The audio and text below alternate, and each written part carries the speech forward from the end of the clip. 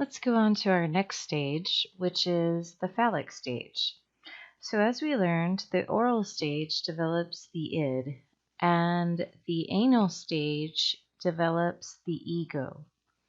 The phallic stage develops our superego, and so the size of our different personality parts make up our personality. So the phallic stage creates our kind of morals and social conscience. This is a really interesting stage. So this is what happens here is the diapers are now off because the child has been potty trained. That was the anal stage. And so you have to remember that this is back in the Victorian age. So nowadays, I feel like we parents are much more attentive to children than what they were before. Before, it the thoughts about child rearing more centered around children should be seen and not heard. Whereas now I feel like a lot of parents spend a lot of time and energy always entertaining the children, and the children are rarely left alone to their own devices. So back in Freud's day, maybe what he saw is a little bit different than what we see today. So he believed that we have to do males and females differently because he believed that the sex drive, which is our primitive drives, remember the id, which is sex and aggression, was different in men and women. And so he believed that with the diapers off with boys that they would start to masturbate, which makes sense because now they have full access to making themselves feel good down there.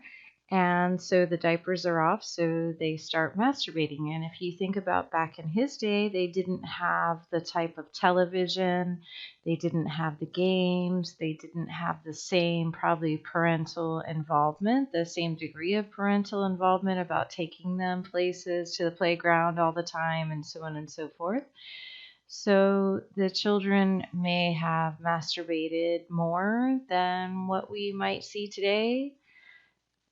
So the child starts, let's do the boys first. So the child starts masturbating at this stage because his diapers are off. Then he's feeling the sexual feelings, but the person that he puts these sexual feelings on would be his mother because she is the female in the house, or whichever female has the strongest relationship with him. And this is the Oedipus complex. So the little boy experiences the Oedipus complex, which is I am having the sex drive, I'm putting it towards my mother. But again, the times have changed. Back in the day, fathers worked, women didn't work. When Freud was coming up, women didn't work much. Men had a much stronger role. It wasn't as equal as what it is now. Women didn't even have the right to vote. So when he was publishing this was before women had the right to vote. And they thought because women didn't have the ability to make these decisions, they didn't work. So men went to work, and then the women's job was kind of to take care of them. And so the men were kind of waited on. So when the father would come home, the little boy would need to go away from mom, and her attention would have to be on dad. So the little boy would get mom's attention all day, but then when dad would come home, he would have to share his attention with dad. So he didn't like this. And dad a lot of times was mean because the sign of a good father was a very disciplined child. So the Oedipus complex comes from a Greek play, Oedipus Rex, where there was a prophecy that said this little boy would marry his mother and kill his father. And he went away from this, but it eventually came to pass. But anyway, that's where we got the term Oedipus complex from. So the little boy at this stage, from 3 to 6, is he starts masturbating because his diapers are off. Then he becomes afraid of his dad. This is where he's getting a lot of his pleasure from his genitals.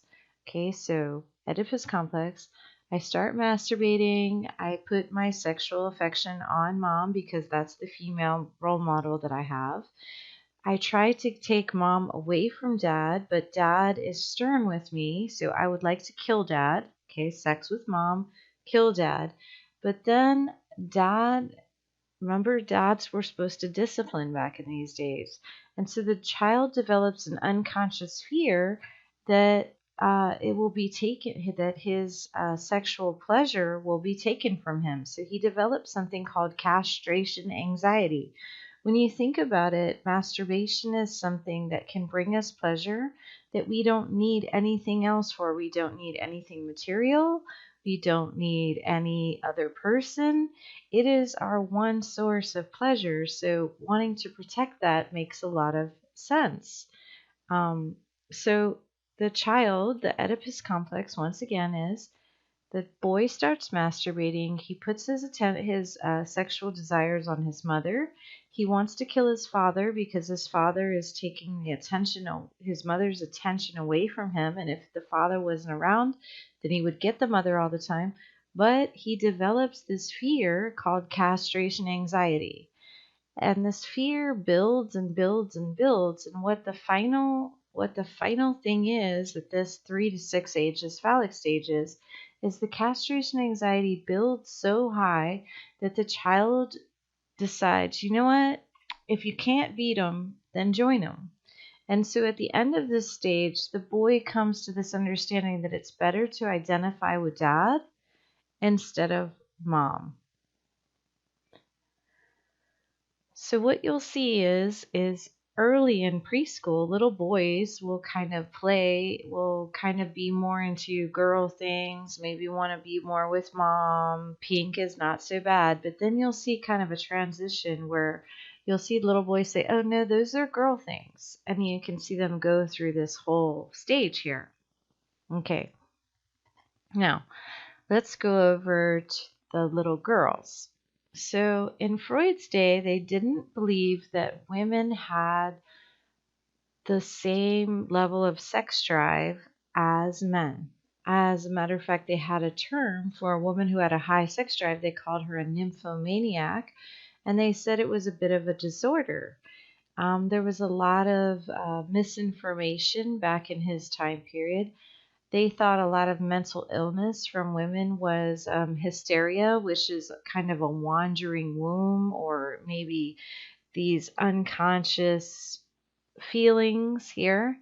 And back in his day, the Victorian era, that's where he grew up in, actually, it was probably one of the most hypocritical time periods in history as far as sexuality. Is they had a lot of strange beliefs back then, and we can understand why some of these strange beliefs. They believed that masturbating would cause all kinds of ailments like blindness, um, epilepsy, mental disorders. And the reason why they kind of believed this is because the people that you would see masturbating in public were those type of people, would be somebody who's blind and maybe doesn't know that someone else is around, or somebody that is epileptic and something had happened where the seizures were triggering like losses of consciousness or something like that, or people with mental disorders that they're not following the correct society rules. And so they made that connection that the masturbation caused these type of disorders.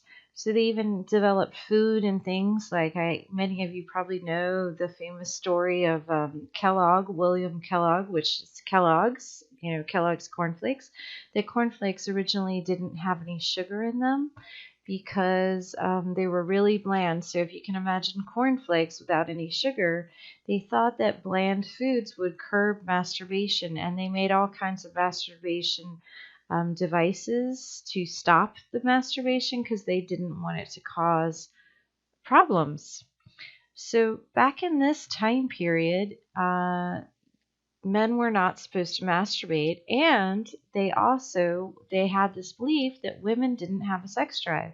So actually prostitution was bigger back in the Victorian age when you look at the ratio of prostitutes towards number of people in the population than it is now, because the men thought they were doing their wives a service by having sex with prostitutes, because their wives don't really like to have sex. So here's these women. I want you to imagine what it would be like to be a woman back in the Victorian age, okay?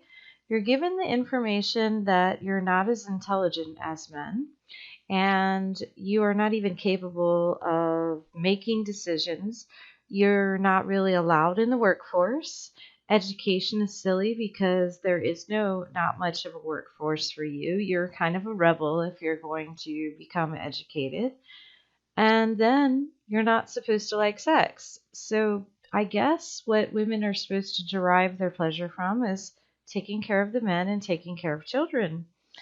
And although it's nice to take care of others, I think that there needs to be more of a well-rounded aspect of all of us.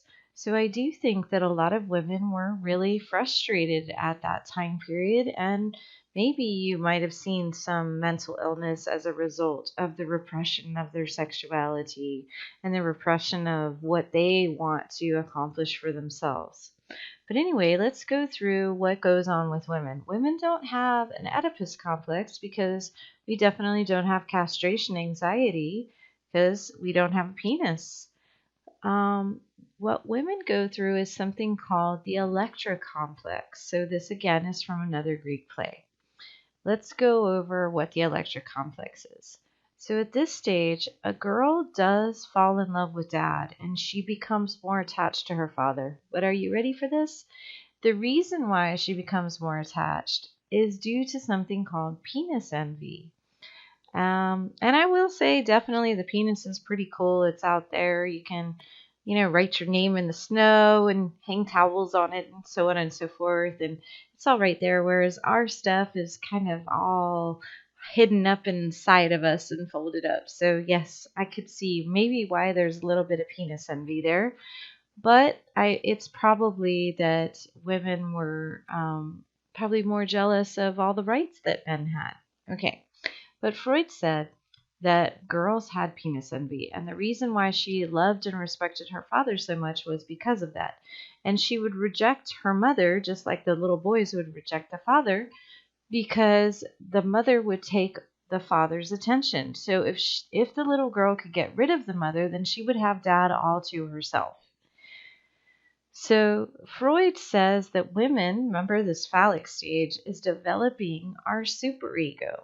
And Freud said that women will never be as moral as men because we don't have an anxiety to build our superego. See, the castration anxiety built our superego so it was very strong, because anxiety, what does not kill you will only make you stronger, so on and so forth. So since women never go through any anxiety, their superego is always kind of weak. It can be bent and pushed around a lot, which I guess you can say that at that time period, because we women hadn't risen up yet. We hadn't demanded all the things. Maybe we hadn't been able to demonstrate all that we were capable of. So he says this, that we have a weak superego. So let's just recap this Electra complex. From the ages of 3 to 6, the little girl becomes more attached to her father. She loves her father, and the reason why she loves her father is because of penis envy.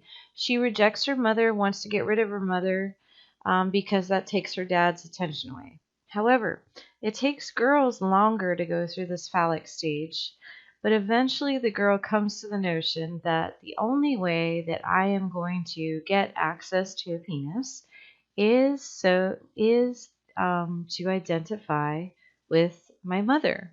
So eventually the little girls go through this, and they will resolve it by identifying with the mother and not being as close to the father. And I do see this a little bit. I can see what he's saying.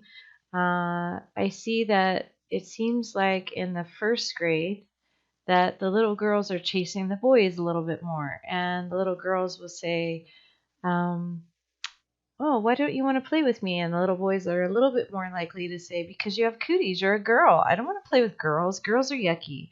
And it seems like the girls are less likely to say, "Oh, you're a boy. Boys are yucky." And so more like the second and third grade. So I see a big split in children. Like, it seems like they play together. And so, like, kindergarten, they'll play together. First grade, maybe they'll play together. That's where the switch is starting to happen.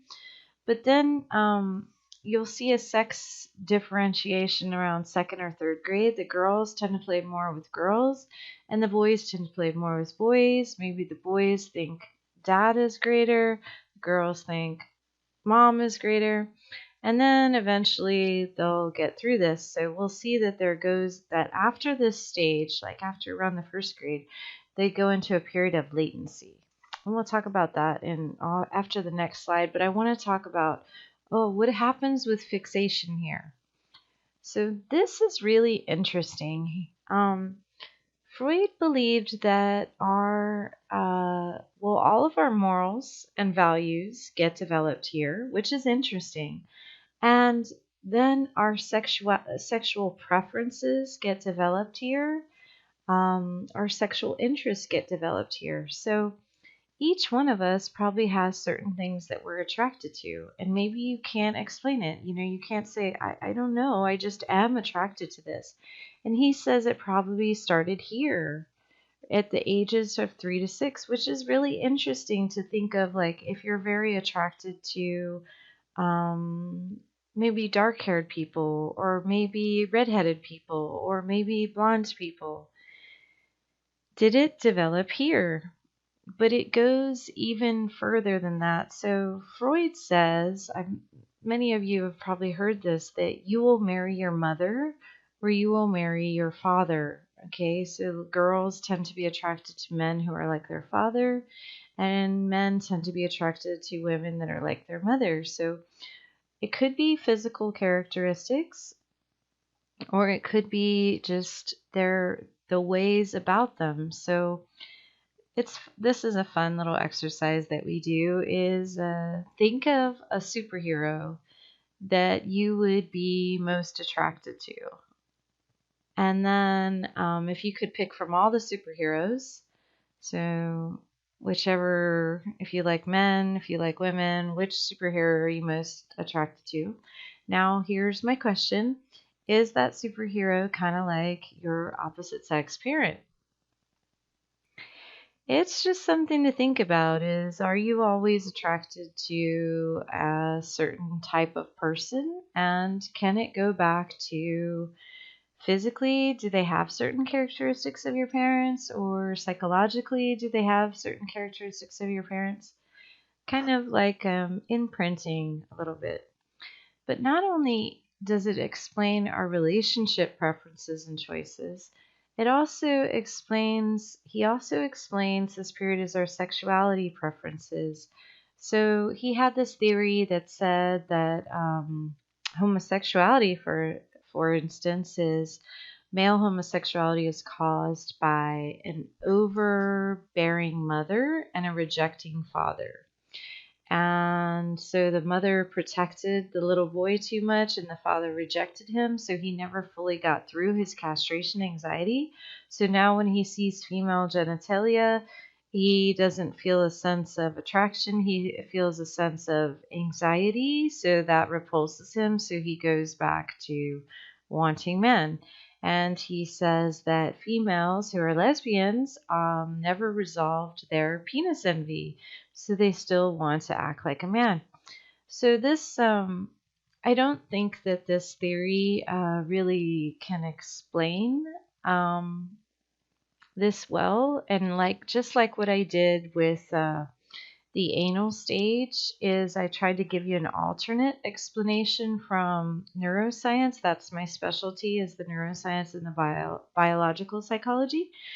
Is, let's go with that, is actually there's a lot of evidence that homosexuality may be related to the womb environment, pregnancy. Um, so they found that women who are stressed during pregnancy, during the second trimester of pregnancy, are more likely to give birth to a homosexual male. They have found some hormonal explanations for lesbianism. They're not super strong, but those are one of the theories. So let's just say that somebody was born gay. Okay, so that's a theory that people can be born gay. I don't think that explains all homosexuality. I think that sexual orientation is such a um, complex, I don't know what the word I'm looking for. It's so complex that it can't be explained by one thing. There's so many different factors. But let's just pretend that somebody's born gay. So here's another thing that may throw you off, but it's been backed up by research over and over and over again, is people who are of a different sexual orientation, like of the homosexual sexual orientation, are more likely to express gender nonconformity early on. So boys who are gay are more likely, not all, but are more likely to engage in more feminine type behaviors. And this was a time period. You have to remember that this was a time period when the genders had specific expectations on them. Nowadays, we've kind of removed a lot of those gender expectations. We have more of a gender neutral society. But back in his time period, men were expected to be like this and women were expected to be like that. So little boys who would express this gender nonconformity, their fathers would reject them. We can see that they were already gay or they already started showing these signs. So the father would reject them. And how would the mother try to compensate for the father's rejection? Of course, she would overcompensate by saying, "Oh, let me protect you more since your dad is rejecting you." And lesbians more likely to be tomboys, more likely to be with the father. Maybe they couldn't relate to the mothers. They were already born that way. So this is just an explanation. Another thing is what we find is there's this thing called paraphilias, and what paraphilias are kind of sexual aberrations, and they can vary in degree. So you can have something that's like an atypical sexuality, like maybe a guy says, "Oh, I really get turned on by wearing your underwear," and it's just a little bit different. But it can be extreme to the point where it causes him a lot of feelings, a lot of negative feelings, and we might call that person a transvestite. And if it causes him problems and he's very uncomfortable with it, then that would be more an extreme. So there's all these different things, like a voyeur is somebody who wants to watch other people um, when they don't aren't aware of them watching them. And then other people, they have like just a minor form, and maybe they're more drawn to porn. And then an extreme extreme voyeur would be somebody who's spying on others, and so on and so forth. Okay, so I think you guys get the picture. But he's saying that these types of behaviors develop early on in childhood. And if a child receives a lot of shame and guilt, then this creates the id to want it more and more. So he's saying these kind of paraphilias, where they're these sexual preferences that are causing us problems because they're against society, are created by a lot of guilt and shame during this stage of just kind of normal sexual behaviors. So the parents who create a lot of guilt and shame around the child just doing little things, then this seems to create a big, massive effect later in life. So I'd like to tell you a couple of stories that just will make you think. This is an interesting one. So there was this woman, and she was 27 years old, and she seemed to keep falling into the same relationship traps. Is she would She was comfortable with her sexuality, very comfortable with her sexuality, and she would have sex with men, but she didn't feel connected to them. She didn't feel like she could really be herself with them. So she would actually use sex as a way to avoid intimacy instead of sex as a way to connect with people. And she felt like she was getting older and she kept seeing this pattern again and again. And she says, you know what? I really need to figure out why this is going on with me, because I would truly like to connect to someone. I would like to become married and feel like truly connected to them. So she went to see a psychologist, and the psychologist said, oh, okay. So she listened to this and she goes, okay, well, tell me about your first relationship. And she goes, oh, you mean my first boyfriend? And she says, no, I want to hear about your relationship with your father. Oh, well, I don't think that's it, because he and my mother are still married. He's always been in my life. Don't have issues with dad. Okay, well, just tell me about your relationship with him. Well, he's one of those dads that, he goes to work and then he comes home and he watches TV. He's around, but we don't really, you don't hug dad, you don't kiss dad. Dad is just the breadwinner, it's just, dad is just dad. He's the guy in the house. Oh, and what about sexuality in your house? Oh, my parents were super open about sexuality. They never made us feel bad. They would explain anything to us. In fact, I remember my dad would he walked around naked. We would see ourselves naked. We walked around as a family naked. And I remember I was 8 or 9 years old, and I felt weird seeing dad naked. So I told my mom, I can't see daddy naked anymore because it makes me feel uncomfortable. Oh, really? Well, what happened then? Um, oh, he stopped walking around naked. That's why I told you there's no problems with dad. And then the psychologist says, oh, well, there it is, right? And the woman said, what? What do you mean, there it is, right? What are you talking about? I just told you I don't have any issues with my dad.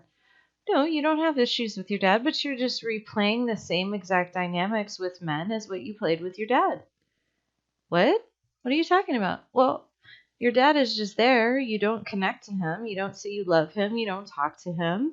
He's just there, but he was very open with his sexuality. In fact, you could actually control his sexuality. So you're the same way with men. Is you're able to be very sexual with them. In fact, you feel in control of your sexuality, but yet you can't connect to them. Huh. That's pretty interesting, right? Why don't we do one for men now? Okay, so we'll do the men. So let's do this guy. He was 37, and what was going on with him is he saw women as something to conquer. Is he liked the thrill of the chase. So he would see a woman and then he would try to get her, try to get her, try to get her. And then he would be happy with her for about 5 months. He had never had a relationship longer than 5 months. At about the 5 month mark, he would get bored with her and break up and then move on to the next one. But he's 37, so most of his friends are starting to get married, and they're starting to talk to him, and they're like, you know what? Why? What's going on with you? You can't find anybody that's interesting long enough to stay with them. What's going on? And he's like, nah, I get so bored with women. It's just like, I don't know. I just can't imagine staying with a woman for a long period of time. So they were like, man, you got some issues. You need to go and talk to a psychologist. So he goes and he talks to a psychologist, and the psychologist goes back to this whole relationship preferences and choices with regard to this theory. He's like, all right, can you tell me about your relationship with your mom? Nope. What do you mean you can't tell me your relationship with your mom? What are you talking about? Oh, that's because my mom died when I was 6. Oh, oh, that must have been terrible. No, wasn't. What are you talking about? It wasn't terrible. No, I remember being sad after the funeral, and my dad just came in and he told him crying isn't going to help, that we just needed to move on because it makes things less painful. The more you think about her, the harder it gets. And so my dad married my stepmom within 6 months of my mom dying. Oh, well, did you like your stepmom? Yeah, she's fine. I don't know. They were all happy for my dad because she had big bazongas. Bazongas. So Freud would say that whenever you hear a childlike statement, or remember we talked about regression, that you go back to um, the id goes back to being a baby, that whenever somebody says a statement that's kind of childlike, then that's a sign that the unconscious is coming up. Huh, that's interesting. Bazongas. That's a unique term. Yeah, I don't know why, but we would talk about that. Do you see how that was kind of childhood coming up? And he said, so the psychologist said, well, there it is. What do you mean it's there it is?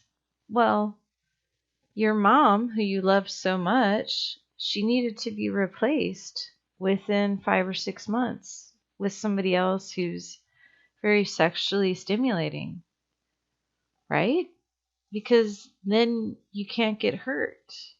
No one can die on you. You just replace them. So I think that these two stories might illustrate some things for you to think about in your life, with your relationship with your mother, with your relationship with your father. Like, I hear a lot of students tell me, like, oh, I don't like to be touched. Is that because you weren't really hugged as a child? Or I don't know, why do you think that is? So these are some things that I'd like you to think about. I know this has been a pretty long module, but I think it's pretty interesting, and I needed to go over all these details to help you understand it.